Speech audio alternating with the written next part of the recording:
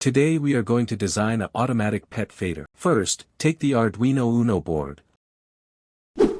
Next, take a servo motor, an I2C LCD display, an RTC module, a push button, a 4x4 keypad. Now assemble all the components and complete the circuit by carefully following the provided circuit diagram, ensuring that each connection is made accurately, all wiring is secure, and every component is properly interfaced with the Arduino Uno as specified. First we initialized all the library on the top of the code. Defines pin 10 as the input pin for the master on OFF push button. Defines a 4x4 matrix keypad consisting of 4 rows and 4 columns. Initializes the keypad with the defined layout and pin configuration. Creates an RTC object using I2C communication pins, SDA and SCL. Initializes a 20x4 LCD display with creates a servo object to control the feeding mechanism. In this we initialized all the variables. Reset function. Resets all input variables and prepares the system for new time entry. Display functions.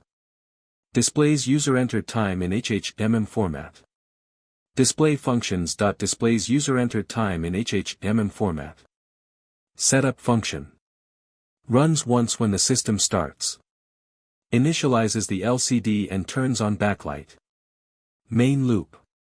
Continuously runs the program. Detects button press transition. RTC reading function. Reads real-time values from RTC module. Reads real-time values from RTC module. Checks if current time matches the user-defined feeding time. Keypad input function. Reads and processes keypad input. Stores numeric input for hour or minute. And print the values. First press the button to start the system. Then set feeding time from the keypad * button used to save feeding time.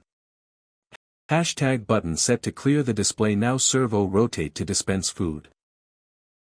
Now we design the body of feeder in SolidWorks. After designing the enclosure in SolidWorks we 3D printed it. We assemble the circuit into 3D model of pet feeder.